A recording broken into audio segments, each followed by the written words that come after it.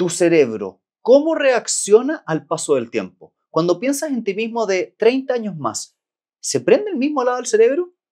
Eso es lo que vamos a estar conversando a la luz de este libro maravilloso el día de hoy.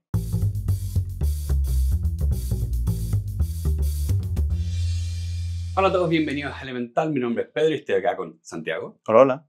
Y el libro de esta semana es Your Future Self, tu yo del futuro, de Hal Hershfield, un autor que en realidad no conocemos tanto, sabemos que es un académico de la Universidad de Stanford, pero que hemos llegado a él gracias a Dan Pink, como les vamos a contar a continuación. Sí, porque este es un libro que ha sido citado muchas veces en otros libros que hemos leído, ese estudio que habla Santiago, ya que finalmente lo que acá quiere hablar el autor es cómo es que nosotros pensamos en nosotros mismos en el futuro y por qué a veces la planificación se hace difícil, cómo podemos remediarlo y todas esas cosas que tienen que ver un poco con qué sabemos hoy día del cerebro y del pensamiento y cómo eso nos afecta cuando queremos finalmente construir nuestro yo futuro. Yo este libro, caché, que a mí me llamó harto la atención porque yo había leído, no sé si te acordáis, el libro...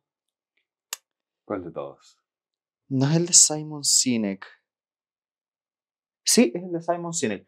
Hay un libro de Simon ¿El Sinek. juego infinito o el círculo No. dorado? No, es otro. Ay, ¿cómo se Vamos a llama? tener que leerlo en el futuro. No, estoy equivocado. Es Daniel Pink. Hay un libro de Daniel Pink donde citan este libro Ya. y que hablan del estudio donde las personas que se imaginan a sí mismos Sí, en el po. futuro piensan en un lado del cerebro. ¿Cuál no libro sé de qué. Daniel Pink? Porque yo me acuerdo de haber visto ese mismo estudio antes también. Entonces, de ese libro que no me acuerdo cuál es, que creo que no es When, es otro. Lo tengo por aquí. Bueno, en ese otro libro ¿Ya? estaba citado este libro. Y yo empecé a citar tanto ese estudio Claro. que dije, ¿sabéis qué? Quiero ir a la fuente. Y cuando fui a la fuente me di cuenta que no era un estudio, era un libro, era este libro. Claro. Y ahí lo fui a buscar. Y por eso llega este libro. Mira. Esa es la razón por la cual lo compré. Bueno, esa es la importancia ahí también de cuando los libros se referencian entre ellos. Siento que ya, no es como que te dé un estándar de calidad, pero es como un termómetro de calidad.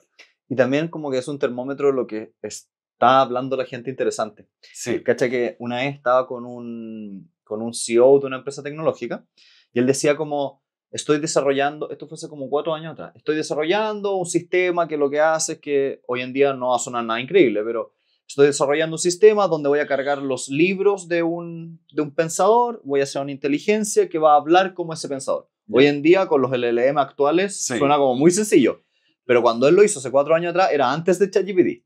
Entonces era como, wow, de hecho salió en el Congreso del Futuro acá en Chile. Bueno, y él me contaba que una cosa que él se había dado cuenta es que parece que hay un set de libros que se vuelven como populares en ciertos grupos de personas. ¿Ya? Como que los CEOs de Estados Unidos leen los mismos 10 libros en un año. Claro. Y me he dado cuenta que nosotros seguimos un poco eso sin darnos cuenta.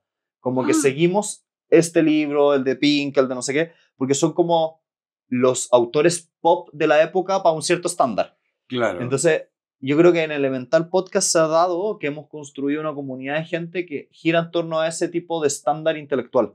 Sí, porque también por lo general escogemos libros que los autores tienen charlas, o sea, charlas TED o de otro tipo, porque de alguna forma u otra nos llegan recomendados. Sí. Es loco, pero yo nunca lo había pensado, pero somos parte de como el pensamiento de nuestra época.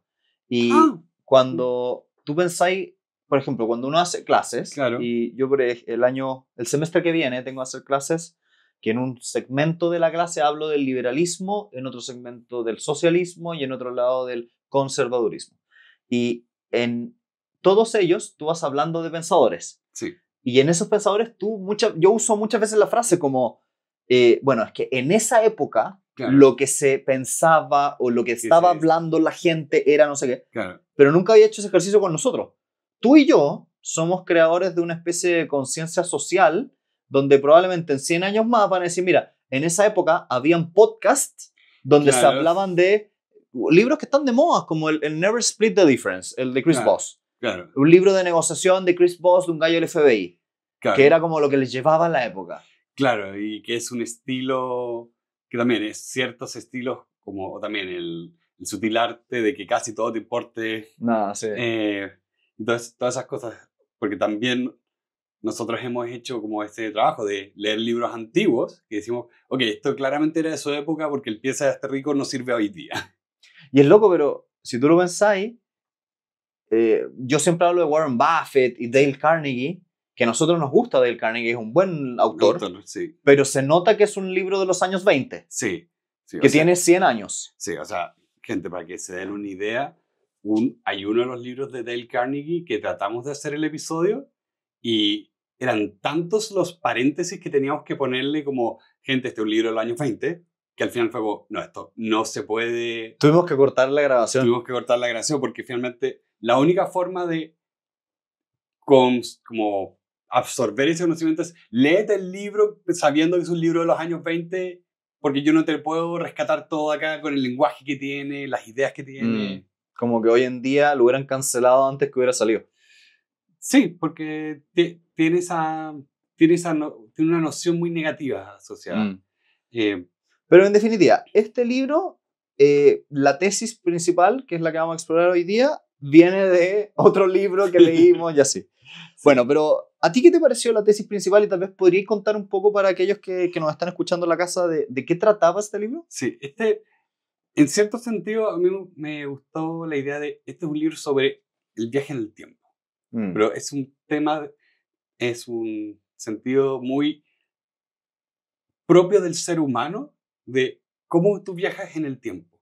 Porque tú dices, como, bueno, hoy día es hoy, mañana es mañana, ya, pero el ser humano tiene la capacidad casi única del reino animal de decir, como, no, no, ¿qué va a hacer mañana y pasado mañana y pasado mañana? Y empieza a planificar y se ve a sí mismo en el futuro, en distintas etapas del tiempo, cosa que diga que mis acciones hoy tienen que hacer sentido hacia donde yo quiero llegar mañana y son bastante más complejas que una ardilla que guarda comida para el invierno. Sí. Es como poder imaginarse el nosotros a los 65 años. Sí. Es parte de las características propias del ser humano y únicas. Claro, y el decir dónde queremos estar, y no solo en el tema de la ardilla de quiero tener comida, obviamente quiero tener comida, pero es el tema de, okay, ¿cómo quiero estar con mis amigos? ¿Cómo quiero estar, con, por ejemplo, con una pareja? Todas esas proyecciones, este libro se trata de eso, de, a ver, ¿cómo es que las personas viajamos en el tiempo y nos vemos a nosotros mismos y planificamos en acorde a eso? Que lo encontré bastante interesante porque siento que muchos libros de autoayuda, de una forma u otra, se tratan de esto, de esta idea de construirte hacia futuro. Pero este libro es como bastante como meta, en el sentido de, es un libro como de autoayuda sobre cómo se construye el futuro, propiamente tal.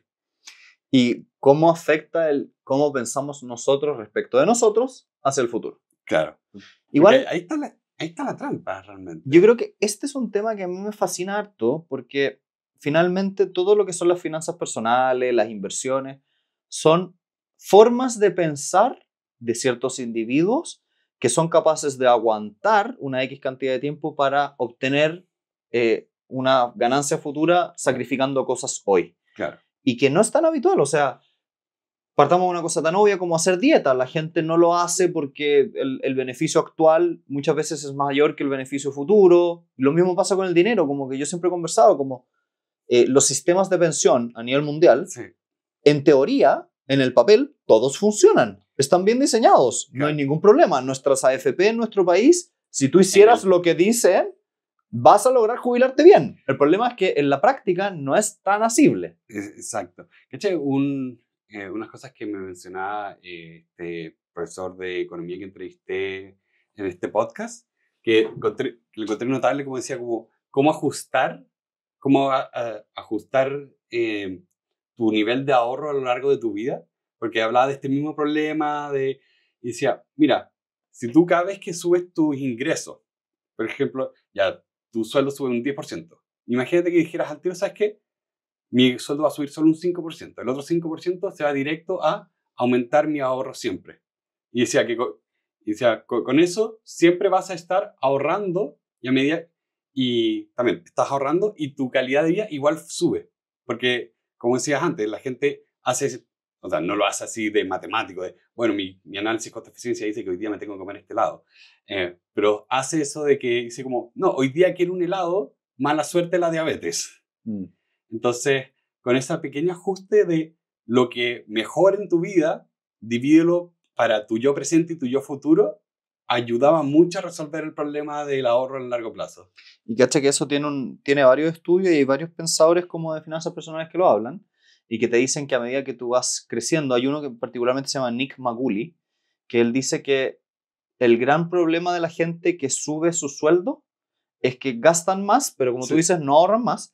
Y paradójicamente, el ser más, ganar más, te puede alejar más de la libertad financiera de acercarte. Sí. Porque tu capacidad de gasto crece más y la cantidad de dinero que necesitas para ser libre financiera es más alta. Exacto. Por lo tanto, paradójicamente, el que gana más no necesariamente está más cerca de la libertad financiera. Muchas veces se va alejando. Porque el monto que tiene que juntar es cada vez más grande. Sí. Por eso, bueno, son tan famosos personas como Mr. Money Mustache, que son gente que persigue la libertad financiera, pero su gran foco es que tienen un estilo de vida muy, muy sencillo. Sí. Y eso es un poco lo que venden, no el de soy millonario y tengo Ferrari. No, tengo una vida sensata, tengo todo lo que quiero y lo que me hace feliz, y con eso lo logro. Que, no sé, siento que vuelvo al estudio de este libro, de nos cuesta tanto pensar en nuestro yo futuro y realmente internalizarlo como para decir, sí, tengo que tomar estas mejores decisiones hoy. Yo, una de las cosas que me ha costado aceptar en la vida, pero que he empezado a aplicar de a poco, es que a medida que gano más, gasto más. Porque yo sí soy de esa gente que mientras ha ganado más, ha ahorrado más. La mayoría de todo lo que gano se va a ahorro e inversión. Pero he tomado pequeños pasos el año 2024, el pasado, para poder romper eso y poder vivir un poco la riqueza. Porque tengo un amigo que me dijo una cosa que me hizo mucho sentido. Me dijo, Santiago, eres pésimo para las matemáticas. Y yo, pero ¿por qué soy pésimo para las matemáticas? Lo estás haciendo completamente mal. ¿Por qué lo estás haciendo completamente mal? Porque según lo que me estás contando, vas a ganar mucho más dinero de lo que vas a ser capaz de gastar en tu vida. Deberías gastar mucho más de lo que gastas actualmente.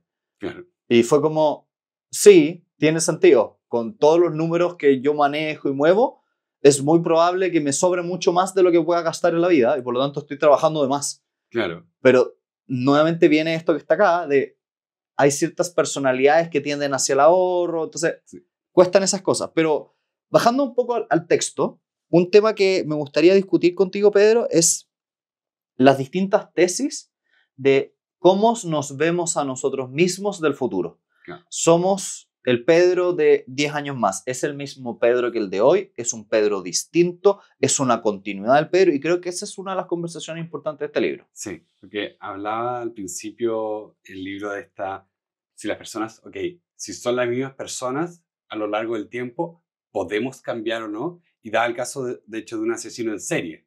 Pedro Matador, que lo busqué en YouTube. ¿En serio? Sí, lo busqué en YouTube, dale no. Y claro, esta persona era un asesino, mató muchas personas y hoy en día es youtuber. Es youtuber y tiene un estilo de vida muy distinto. Entonces tú dices como, ¿hasta qué punto las personas son una continuidad y hasta qué punto las personas dejan de serlo? Yo pienso, yo que tengo esta imaginación muy activa, lo pensaba mientras leía como cuando tú tienes un diagrama de Venn, como los círculos sobrepuestos, que dice como, claro, hay cosas que si tú vas creando ciclos, empiezas a tener una continuidad, pero eventualmente hay cosas que son distintas en tus distintas épocas de la vida, pero otras que son continuas. O sea, yo tengo recuerdos de muy pequeño de que me encantaba el Animal Planet. Y veía mucho el Animal Planet, después veía el Discovery Channel, el History Channel cuando era bueno. Aquellos tiempos mozos, ya. Aquellos tiempos mozos. Y hoy en día, claro, ya no veo esos programas, pero me encantan los documentales y me encanta la parte como educativa de YouTube. Como que sigo consumiendo material educativo porque lo encuentro fascinante, a pesar de que, claro, no soy ingeniero, no me voy a dedicar a la ingeniería, voy a ver un documental de 2 horas de cómo se construye un puente. Obvio. Ahora, lo que es interesante ahí es la conversación de, ¿es el Pedro de los 8 años el Pedro actual? Y ahí el libro, para aquellos que no lo han leído todavía y quieren ir a visitarlo, como que te va dando tesis. Hay algunos que te dicen, sí, eres la misma persona, otros te dicen, no, eres una persona totalmente distinta, y están los puntos intermedios. Ahora, lo que me pareció entretenido esta parte del libro era la parte donde el gallo decía, hagamos ciertos ejercicios intelectuales Sí. como para ver qué es lo que te hace ser realmente tú. ¿Es tu cabeza? ¿Es tu mente? ¿O es tu cuerpo? Y usaba ¿te acordáis? La decía el Sí. trasplante de cerebro. Sí. ¿Caché que yo lo usé en clase? Fui a una clase en algo así como octubre del año pasado. Puse a los alumnos todos juntos en las graderías, digamos. Yo me puse al frente y me puse a hacerle ciertos ejemplos. Entonces le decía, ya imagínate que a ti te digo, tenemos el siguiente problema. Tienes un problema mortal en tu cuerpo, te vas a morir dentro de 24 horas, pero la única posibilidad de salvarte es sacando el cerebro y poniéndolo en una máquina.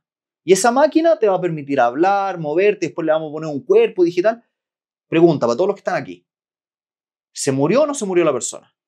Y yo lo vi ahí porque el libro obviamente después corrobora esto, de que la mayoría de las personas dicen que lo que te hace ser tú no es tu cuerpo, no es tu hígado, es Claro. tu mente, es tu cerebro. Pero lo vi en vivo. Hice yo el experimento del libro con 60 personas y como ya, ¿y qué opinan ustedes? No, yo creo que sigue siendo tú y no sé qué. Y es muy entretenido porque son de esas preguntas que uno como me abstracta y que efectivamente como te hacen pensar de qué eres tú. Claro. Y al mismo tiempo es curioso porque mucho de lo que es tu cuerpo te hace a ti. Por el sentido de que el cerebro no está 100% aislado del cuerpo. Entonces, tú tienes cosas como personas que han tenido accidentes o nacieron con ciertas discapacidades que, por ejemplo, les falta una pierna, les falta un brazo. El típico chalista que le faltan las 2 piernas y los 2 brazos. Esas personas tienen una experiencia de vida totalmente distinta y eso afecta finalmente también la personalidad. Si yo me pregunto, por ejemplo, Pedro, ¿tú te imagináis levantarte un día en la mañana, llegar al baño, prender la luz y de repente, no sé, ya no eres tú, no tenés barba, tenés en tu caso los ojos café y tienes la piel morena? Claro. Chuta, ¿te sentirías realmente tú? Como estas típicas comedias, como de películas, comedia romántica, donde el hombre se pasa al cuerpo de la mujer y la mujer al del hombre y pasan una semana conversando y no sé qué. Lo mismo, como, si te pasa eso, ¿dejarías de ser tú? Bueno, es curioso porque, por ejemplo, es que hiciste que inmediatamente pensara que hay una condición que, ¿cuál es el nombre? Pero lo que tiene la gente que es transexual, esas personas tienen una desconexión entre su cerebro y su cuerpo que no se sienten cómodos en su propio cuerpo y por eso hacen toda esta transición. Entonces, claro, la mente tiene esta conexión, pero también esta desconexión. Me acuerdo un libro que me leí en la universidad que se llamaba, era como era Naturally Born Cyborg, como nacido cyborg. Y hablaba de cómo las personas tenemos esto de que si tú a un gato le pones un chip, un GPS, el gato sigue siendo el mismo gato. Pero la persona, si le pones un reloj, cambia, porque ahora la persona empieza a funcionar a raíz de tener la noción del tiempo. Y el libro explora un poco la relación que hay entre nosotros y nuestras herramientas. Ya. Y cómo estas herramientas tecnológicas cambian nuestra percepción del mundo. O sea, gente, antes, no me acuerdo en cuál de los libros veíamos cómo la gente percibía el tiempo en distintas épocas, percibía la vida. Time Travel. Time Travel Sí. Machine. Pero antes, por ejemplo, en la época medieval, la gente veía los días como, ok, el sol sale y se pone, y la vida son ciclos porque viene el invierno, viene el verano, pero después cuando se inventa el reloj y se mecaniza el tiempo, Y se pone sobre todo en los ferrocarriles arriba. Los ferrocarriles, después los bolsillos, cambió nuestra noción. Ya no podíamos entender la vida como una serie de ciclos de estaciones y días, ¿no? Ahora empezaban los minutos, las horas, ¿qué hago en tal minuto, tal hora? Este libro era Time Travel de James Blake. Sí. Entonces... Buen libro, recomendado. Vayan a verlo. Sí. Entonces pasa eso. Uy, tenemos problemas técnicos de poner el librero, el libro en el librero. El libro en el librero. Sí. Entonces pasa eso de que tu mente no solo está conectada a tu cuerpo, sino también está conectada al entorno. Entonces yo pienso el mismo experimento de, ok, vamos a poner tu cerebro en un frasco. Ok, ¿cuántos sentidos voy a tener? Porque va a ser muy distinto de mi experiencia si puedo ver, puedo escuchar, pero ¿qué pasa si no puedo oler? O no tengo tacto. O no puedo ninguna de las anteriores, solamente puedes pensar. Claro, es como... Esa última es de película de terror. Sí, me da película de terror, así como en el espacio solo. Claro, pero pasa eso de que nosotros finalmente tenemos una construcción de quiénes somos que es tan compleja y toma tantas variables que cuando se hacen estos experimentos empiezan a salir todas estas respuestas fascinantes. Y al final, este libro, yo, por lo menos lo que más me llamó de todo este libro, es el estudio que hizo el autor en el año 2007 en la Universidad de Stanford con un resonador magnético. O sea, lo que hizo, para aquellos que no todavía han tenido la oportunidad de leer el libro, spoiler alert. Bueno, creo que si ya nos están escuchando en este podcast, ya saben que esto es un podcast lleno de comentarios de un libro, así que lo lamento, pero spoiler. El autor lo que hizo fue que tomó a distintas personas, las puso en un resonador magnético y les hizo describirse a sí mismos y después describir a ciertas personas famosas.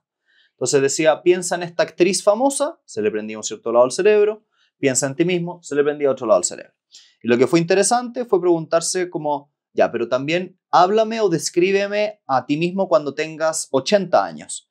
Y lo que era extraño era que no se prendía el mismo lado del cerebro que cuando uno está hablando de uno mismo, sino que se abría o se prendía el mismo lado del tercero, de la actriz famosa. Lo cual hacía más o menos concluir al autor, con ciertos matices que están en el libro, Sí. de que el lado del cerebro que se prende cuando pensamos en nosotros del futuro no es el mismo que cuando pensamos en el presente. Y se asocia el yo del futuro a un tercero. Y de ahí que se entienden muchos comportamientos como es muy difícil ahorrar para la vejez porque sientes que le estás dando tu dinero a un tercero. Sí. Y un tercero que es una relación, y lo hablaba un poco el libro, que es bastante inexacta la mayoría de las veces. Nos cuesta pensar en nosotros en el futuro y cuando lo hacemos de forma superficial. Y proyectamos muy mal todo lo que vamos a cambiar. Exacto, porque el libro hablaba de, oye, el hecho de que tú pienses como tú, como un tercero, no es intrínsecamente malo porque tú piensas en un tercero, por ejemplo, cuando piensas en tu papá, tu mamá, en un ser querido. En tu familia. En tu familia. Esos son seres, son terceros, pero que tú vas a priorizar tanto como te priorizas a ti. El tema es, ¿por qué no te priorizas tanto en el futuro como priorizarías a un miembro de tu familia? Sí, al final del día, no es que, como tú dices, sea malo pensar en ti mismo como un tercero, es no darse cuenta que tu cerebro funciona de esa manera y no actuar acorde. Sí. Y también la segunda parte del libro habla de todos los errores, desde el capítulo 4 en adelante, Sí. todos los errores que cometemos al pensar en nosotros del futuro. Y hace varios ejemplos. El primero era el de perder tu vuelo. Claro. Sí, tú planificas, quieres irte de vacaciones, estás muy feliz, llegas al aeropuerto, te vas al bar, te entusiasmas con una cerveza, una segunda cerveza, el partido de fútbol está muy bueno, llegas a la puerta del avión y ya se te había ido el avión. Y ahí un poco es el ejemplo de que hay veces que si bien planificamos para el futuro, cuando estamos en el presente y cuando tenemos que como que hacer algo para el futuro, no lo hacemos, nos quedamos con el beneficio actual. Entonces se nos va el avión. ¿Alguna vez has estado en esa situación de perder un avión o casi perder un avión? Sí, pero no por razones mías, como que llegó tarde el avión anterior, o que hubo un problema. A mí me pasó cuando fui a Seattle, a esta convención de podcast, que tenía que tomar el avión como a las 8 o 9, entonces tenía que salir del hostal a las 7. Y como ahí se anochecía, esto era en diciembre, entonces anochecía a las 4, eran las 6 y viene la gente del hostal como, hey, vamos a dar una vuelta a los pubs. Y yo dije, ya, vamos. No pasó nada nefasto, por suerte, pero yo estuve a punto un poco de, oye, si es que acá, como se dice en Chile, apago tele, pierdo el avión. Entonces, al final me acosté mucho más tarde de lo que hubiera sido responsable para después tomar un avión. Y cuando logré llegar finalmente al aeropuerto y me siento en la puerta, me siento en el avión y fue como, ok, Lo logré. lo logré. Puedo dormir, puedo seguir durmiendo, porque no había dormido nada después de haberme encima tomado, entonces estaba agotadísimo. Pero en tu caso, donde sí has cometido este error, que es muy buena esa anécdota, es cuando perdiste las fechas de los exámenes. Por favor, cuenta esa anécdota, es muy buena anécdota. Llego yo... Contexto, ¿en qué año estábamos? Esto fue segundo año. Segundo año de universidad. Segundo año de universidad. No, primer año. Fue primer año. Porque fue microeconomía. Voy a dar el examen de microeconomía. Había estudiado harto.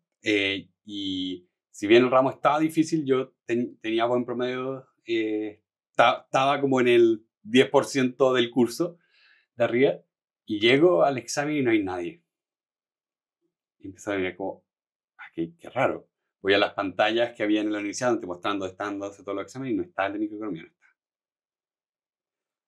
Voy, veo la planilla del PDF donde están todos los exámenes, todas las fechas. Porque decía, qué raro. Yo me acuerdo que era hoy día y yo lo había anotado en el calendario. En el calendario, en el PDF, me corrí un dedo hacia abajo y anoté mal el examen había sido el día anterior.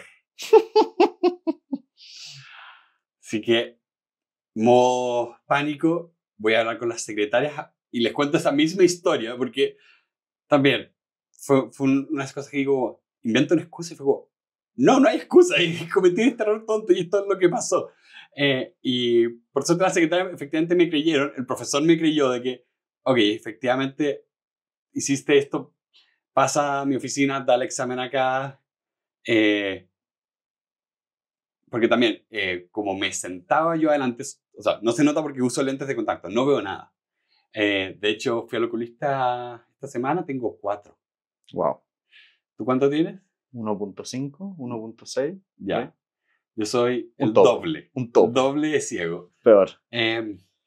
Entonces, por suerte, gracias a eso me siento adelante. Entonces el profesor vio que yo no necesitaba una nota alta para pasar. Me conocía, entonces me dejó dar el examen. Pero perdiste tu vuelo. Pero perdí mi vuelo. Bueno, y ahí el problema es que yo creo que ahí no fue que no pensaste en el futuro. El problema fue que tienes a veces una distracción en tu cerebro media traicionera. Sí. Pero una gran anécdota en general, ¿no? Sí. Ahora, sí, otros errores del pensamiento que es muy bueno es el de poor trip planning o planificar mal tu viaje. Y me encanta la anécdota de Tim Urban. Hay una charla TED, chiquillo, donde hay un autor muy famoso, un escritor que un bloguero muy famoso. Entonces, ese bloguero muy famoso se para en un escenario, cientos de personas escuchándolo, y dice, yo les tengo que contar una historia. Les tengo que contar la historia de cuando yo presenté mi tesis universitaria. Entonces, lo que ocurre es que yo quería hacer mi tesis, pero por distintos motivos procrastinaba y no hacía la tesis, no la escribía. Y pasaban las semanas, pasaban los meses, y llegó un punto donde decía, chuta, se está acercando mucho la fecha, tengo que partir, pero aún así no lo hacía.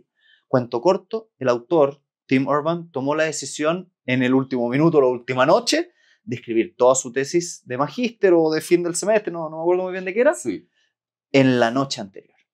Entonces toma la decisión, escribe todo, la envía, pasan un par de días y le llega un mensaje al profesor. Tim, tenemos que hablar. ¿Qué pasó? Llega a la sala del profesor, abre la puerta, está sentado con cara de seriedad el profesor, lo mira y le dice, Tim, es la mejor tesis que he visto en mi vida. Y Tim hace una pausa. Y todo el escenario lo mira como, wow, parece que tal vez debería procrastinar un poco más seguido. Mira a la audiencia y dice, el problema es que eso que les acabo de decir es mentira. No pasó. Lo que me dijo mi profesor era que era de las peores tesis que había visto en su vida. Y por lo tanto, un poco parte el resto de la conversación haciendo la idea de que procrastinar es una pésima idea, que no tenemos que hacerlo, etcétera, etcétera. Pero que tiene mucho que ver con esto, de que los seres humanos no somos muy intuitivos al momento de planificar cosas de largo plazo. Y a mí me ha pasado recientemente que la gente me pregunta, pero ¿cómo es posible que, para los que no saben y coincidencia, cuando este episodio salga yo ya me voy a ir, ¿cómo es posible que viajes, por ejemplo, a la India en este año? El año pasado hayas viajado a Japón, el año pasado fuiste a Europa. ¿Cómo viajas tanto? ¿Cómo obtienes el dinero para hacer eso? Y la gente dice, pero es que bueno, es que no me alcanza. Pero es muy sencillo. Yo divido el costo del viaje en 12 meses y ahorro una vez al mes para viajar todos los años. Sí. Y es simplemente planificar, dividir un viaje en cuotas. Así de fácil. Sí. Pero el problema es que la gente no hace esa planificación. Y se sorprenden. Y me dicen, ¿pero cómo es posible? Es muy fácil, haga eso nomás. Sí, es un monto grande, divídelo en montos pequeños. Un trabajo grande, divídelo en tareas pequeñas. Y eso es todo. Y eso es todo. Pero cuesta tanto el adelantarse a eso. A mí me ayuda mucho de hecho, para planificar, hacer eso. Toma algo grande, divídelo en muchas tareas. Cosa que voy y digo, ok, tengo que hacer esto. Y le pongo un check. Y voy poniéndole un ticket a todas las cosas. Y así voy avanzando. Porque la tarea completa de haz el podcast, por ejemplo, me queda grande, me queda como, ya, pero ¿por dónde parto? Entonces saco mi lista de tareas que van uno por uno, haz esto. Y lo voy chequeando, cosa que me pongo deadlines más pequeñas, adelantadas para las distintas tareas, cosa que el proyecto llega a tiempo. Bueno, pero el libro de hecho termina con esto que tú dices, como ¿cuáles son las soluciones? ¿Qué podemos hacer? El ejemplo que tú acabas de dar, dividido en pedacitos. Bueno, hay fórmulas o cosas para atraer ese yo del futuro al presente. Una de ellas que me llamó la atención es la de imaginarte y visualizarte a ti mismo del futuro de alguna manera más rápida. Por ejemplo, utilizando estas aplicaciones de teléfono que estuvieron muy de moda, que te envejecían el rostro. Ahora debe ser un filtro de Instagram. Ahora es un filtro de Instagram. En ese minuto lo hacían, pero probablemente compartían tu cara con una base de datos de Rusia y estaban haciendo algo con tu cara, pero nosotros, Pedro y yo, estamos condenados. Nuestra cara está por todo internet. Vi el otro día como una noticia de que alguien decía como, usé la inteligencia artificial de Facebook para editar una foto y ahora me llega publicidad hecha con inteligencia artificial con mi cara. Mira. Como, ok, yo